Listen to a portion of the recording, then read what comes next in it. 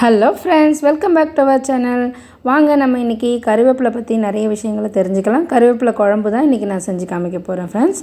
இந்த கருவேப்பிலையில் வந்து அதிக அளவு பாஸ்பரஸ், இரும்புச்சத்து, நார்ச்சத்து, தாதுக்கள், விட்டமின் ஏ, இந்த மாதிரி நிறைய சத்துக்கள் இருக்குது ஃப்ரெண்ட்ஸ். நிறைய விட்டமின்ஸ் இருக்குது இதை நம்ம இன்றைக்கி குழம்பாக வச்சுருக்கேன் ஃப்ரெண்ட்ஸ். எப்படி செய்யலான்னு பார்க்கலாம் வாங்க.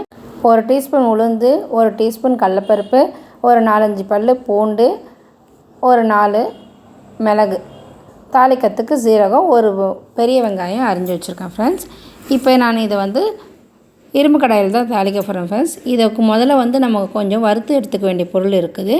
அதுக்கு பார்த்திங்கன்னா 1 டீஸ்பூன் எண்ணெய் விட்டுட்டு 1 டீஸ்பூன் ஜீரகம், அந்த எடுத்து வச்சுருக்கிற 4-5 பல் பூண்டு, கூடவே கடலைப்பருப்பு, உளுத்தம்பருப்பு இதையும் இதிலே போட்டு பொன்னிறமாக வறுத்து எடுத்துப்போம்.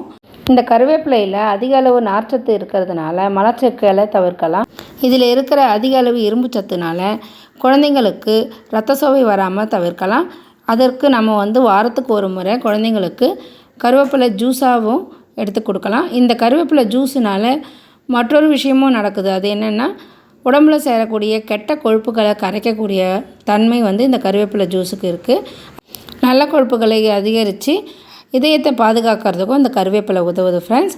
இப்போ இந்த வறுத்து எடுக்கிற இது கூடவே கொஞ்சமாக வெங்காயமும் இது கூட ஆட் பண்ணி நல்லா வதக்கிக்கிறேன் ஃப்ரெண்ட்ஸ். இதில் இருக்கிற விட்டமின் ஏ சத்து ஆனது நம்மளுடைய கண்களுக்கு ரொம்ப நல்லது செய்யுது ஃப்ரெண்ட்ஸ். அதாவது கண் விழிகளை பாதுகாக்குது. அதே சமயம் மாலைக்கண் வியாதி வராமல் இருக்கிறதுக்கும் தடுக்கிறதுக்கும் இது உதவுது ஃப்ரெண்ட்ஸ். இப்போ நம்ம வதக்கி வச்சுருக்கிற இந்த பருப்பு வெங்காயத்து கூடவே நம்ம எடுத்து வச்சுருக்கிற கருவேப்பிலையும் தேவையான அளவு சேர்த்துப்போம் ஃப்ரெண்ட்ஸ். குழம்புக்கு தேவையான அளவு சேர்த்துக்கோங்க. இது சேர்க்கறதுனால நம்மளுக்கு வந்து கசப்புலாம் எதுவுமே இருக்காது ஃப்ரெண்ட்ஸ். இது மாதிரி அந்த இரும்பு கடாயோட சூட்டிலே கூட நீங்கள் இதை சேர்த்துக்கலாம்.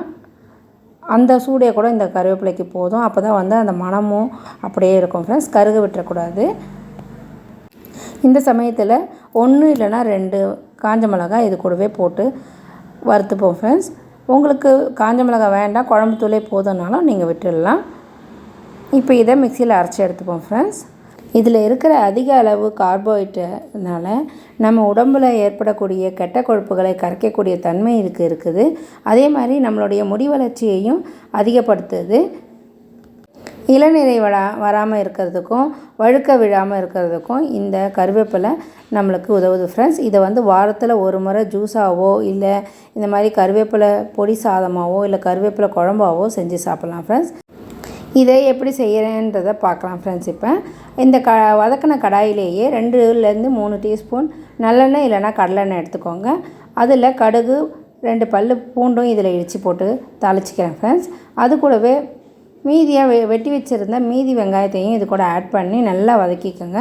அதுக்கு தேவையான அளவு உப்பு, மஞ்சத்தூள், மிளகாத்தூளும் போட்டுக்கோங்க. இந்த கருவேப்பிலையை இதுக்கும் கொஞ்சோண்டு வாசனைக்காக கிள்ளி போட்டுக்கலாம் நீங்கள். இது கூடவே கருவேப்பிலையை நம்ம வந்து கிள்ளி போடுறதுனால பசங்க வந்து சாப்பிட மாட்டாங்க. அதனால தான் இந்த மாதிரி குழம்பாக செஞ்சு கொடுக்கும்போது பசங்களுக்கு தேவையான இரும்புச்சத்து மற்ற சத்துக்களும் கிடைக்கும் ஃப்ரெண்ட்ஸ். கருவேப்பிலை அப்படின்னாலும் எடுத்து ஓரம் கட்டிடுவாங்க இல்லைங்களா?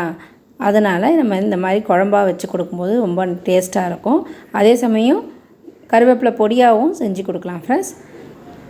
இப்போ நம்ம அரைச்சி வச்சுருக்கிற இந்த கருவேப்பிலை பொடியை ஒரு கிண்ணத்தில் மாற்றிட்டு அதே ஜாரில் 2 தக்காளியை வந்து அடித்து எடுத்துக்கிறேன். அதையும் இது கூடவே போட்டு நல்லா வதக்கிக்கோங்க ஃப்ரெண்ட்ஸ். வதக்கிக்கிட்டு தேவையான அளவு மிளகாத்தூள், குழம்பு மிளகாத்தூள், அதிலே ஆல்ரெடி ஒரு மிளகா ஆட் பண்ணி இருக்கிறதுனால இதில் வந்து நீங்கள் கொஞ்சமாக கூட மிளகாத்தூள் போட்டுக்கலாம். இது நல்லா வதங்கிறதுக்காக நம்ம அந்த ஜாரில் கொஞ்சமாக தண்ணி விட்டு கழுவி ஊற்றிக்கலாம் ஃப்ரெண்ட்ஸ்.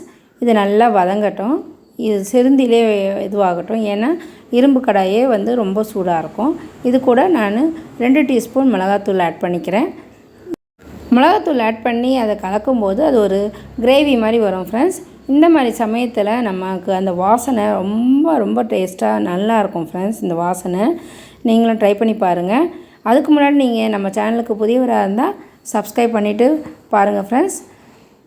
இந்த வீடியோ உங்களுக்கு பிடிச்சிருந்தா உங்கள் ஃபேமிலி மெம்பர்ஸ் எல்லாருக்கும் ஷேர் பண்ணுங்கள் ஃப்ரெண்ட்ஸ். இப்போ நம்ம எடுத்து வச்சுருக்கிற கருவேப்பிலை பொடியை இது கூட ஆட் பண்ணி நல்லா கலக்கி விடுவோம், வதக்கி விடுவோம். இது கூட நம்மளுக்கு தேவையான அளவு, அதாவது குழம்புக்கு தேவையான அளவு தண்ணி ஊற்றி கொதிக்க விடுவோம் ஃப்ரெண்ட்ஸ். கடைசியாக தான் நம்ம ஒரே ஒரு கொட்டை புளி எடுத்து வச்சு அதுக்கு ஊற்றி இறக்க போகிறோம் ஃப்ரெண்ட்ஸ். இந்த கருவேப்பிலையை வந்து தினந்தோறும் நம்ம சேர்த்துக்கிறதுனால நம்ம உடம்புல ஏற்படக்கூடிய கெட்ட கொழுப்புக்களை கரைக்கிறது மட்டும் இல்லாமல் இளநீரை வராமல் தடுக்கவும் இந்த கருவேப்பிலை உதவுது ஃப்ரெண்ட்ஸ். இங்கே பாருங்கள், இது நல்லா கொதிக்க வர போது இந்த சமயத்தில் நம்ம வந்து சிறுந்தியில் வச்சு நம்ம இது பண்ணிக்கலாம். உங்களுக்கு குழம்பு கொஞ்சம் தண்ணியாக இருக்கிற மாதிரி தோணுச்சு அப்படின்னா நீங்கள் கொஞ்சமாக உடச்சக்கல்ல பொடியும் இதில் ஆட் பண்ணிக்கலாம் ஃப்ரெண்ட்ஸ். இப்போ நல்லா கொதி வந்துருச்சு. இந்த சமயத்தில் நான் எடுத்து வச்சுருக்கிற புளி தண்ணியை இது கூட ஆட் பண்ணிக்கிறேன் ஃப்ரெண்ட்ஸ். இது நல்லா கொதித்து முடிஞ்சோடனே கொத்தமல்லி வேணுனாலும் நம்ம போட்டு இறக்கிக்கலாம் ஃப்ரெண்ட்ஸ். ஓகே ஃப்ரெண்ட்ஸ், இந்த கருவேப்பிலை குழம்பு எப்படி இருந்துச்சுன்னு சொல்லிட்டு கமெண்ட்ஸில் சொல்லுங்கள் ஃப்ரெண்ட்ஸ். இந்த வீடியோ உங்களுக்கு பிடிச்சிருந்தா லைக் பண்ணுங்கள், மறக்காமல் உங்கள் ஃபேமிலி மெம்பர்ஸ் எல்லாருக்கும் ஷேர் பண்ணுங்கள். சப்ஸ்கிரைப் பண்ணிவிட்டு பாருங்கள் ஃப்ரெண்ட்ஸ். சப்ஸ்கிரைப் பண்ணிவிட்டு பக்கத்தில் இருக்க பெல் ஐக்கானையும் கிளிக் பண்ணுங்கள். அப்போ தான் நாங்கள் போடுற எல்லா வீடியோஸும் உங்களுக்கு நோட்டிஃபிகேஷனில் வரும் ஃப்ரெண்ட்ஸ்.